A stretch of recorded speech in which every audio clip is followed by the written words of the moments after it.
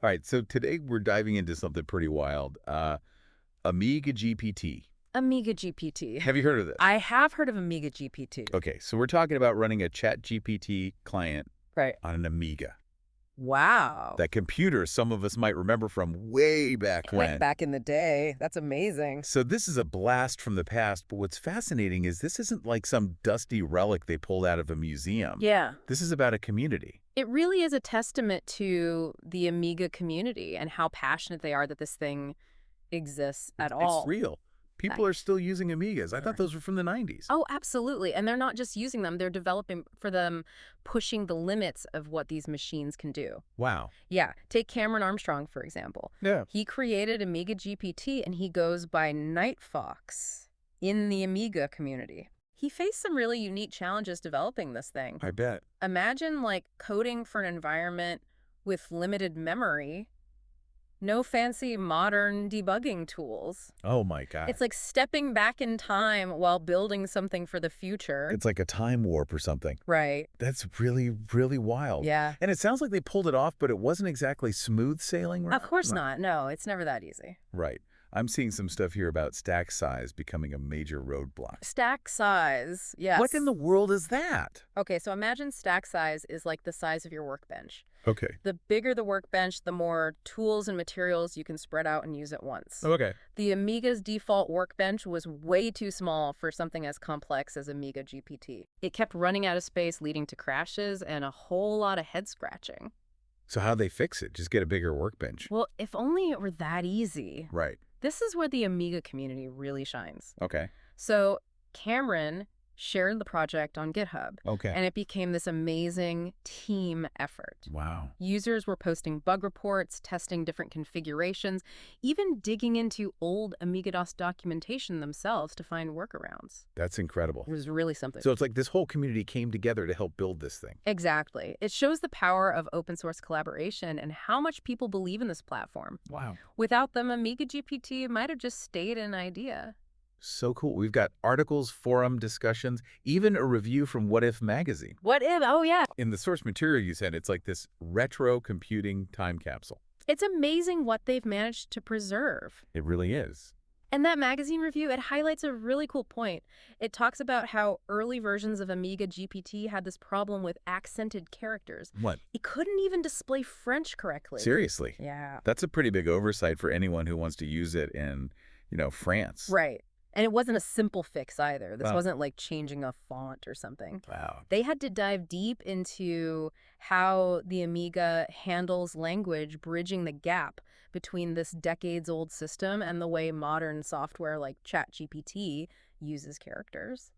Okay, so they managed to teach this old dog some new tricks. But how does it actually work? Right. I mean, we're talking about a computer from the days of dial-up Yeah. trying to handle AI. Yeah, well, it's a testament to the ingenuity of the original Amiga design Okay. and the skill of these developers. Okay. So Amiga GPT relies on what's called an API, Okay. or Application Programming Interface. Right. Think of it like a messenger pigeon carrying messages back and forth. Okay, so the Amiga isn't running ChatGPT itself. Right. It's sending messages back and forth. Exactly. Yeah. The Amiga with Amiga GPT sends a message with your request to ChatGPT on OpenAI's servers. Right? And then, like that pigeon, it brings the response back to your Amiga to display. Ah, so it's like a long-distance call, not trying to cram the whole party onto the Amiga itself. Exactly. But wait, doesn't that mean the Amiga needs an internet connection? It does. Weren't those things around like before the internet was everywhere? Spot on. And that's another hurdle for some users.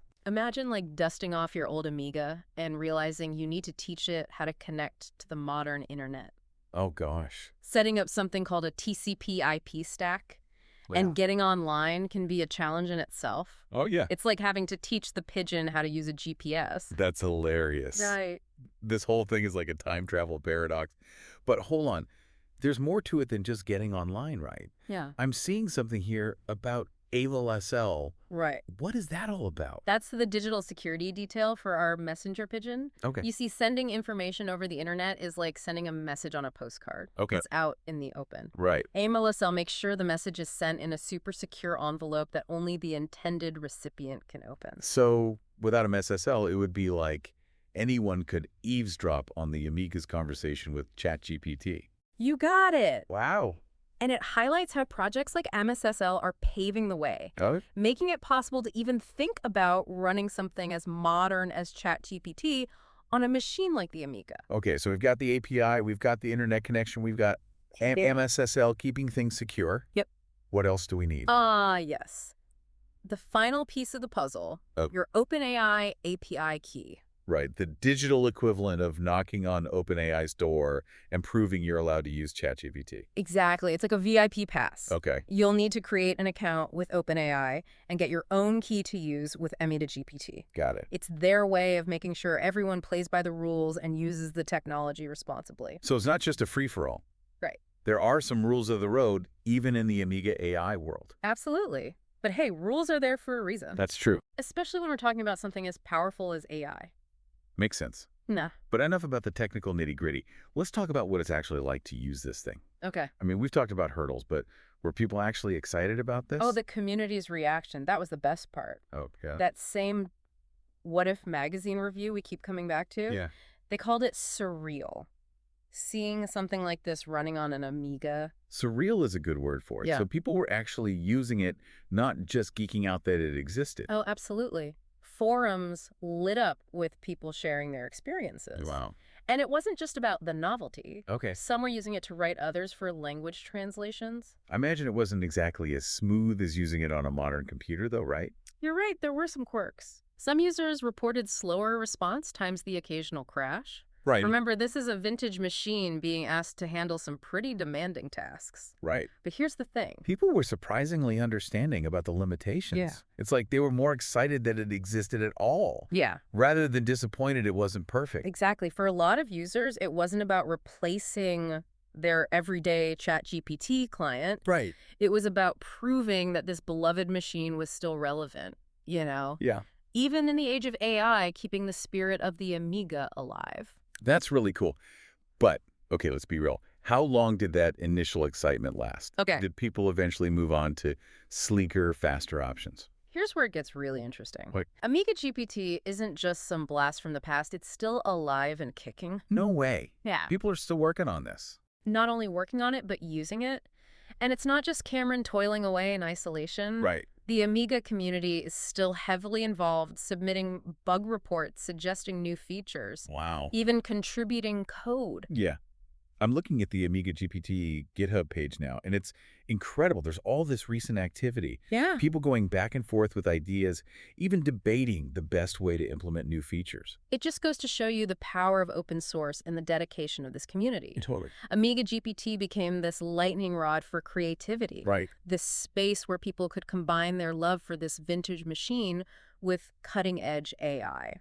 So what's next? What are people hoping to see in the future of Amiga GPT? Well, there are some pretty ambitious ideas floating around. Like what? Some users are dreaming of integrating Amiga GPT with other classic Amiga applications. Imagine using ChatGPT to write code directly within your Amiga development environment or to generate graphics for an Amiga art program. Whoa, that would be wild.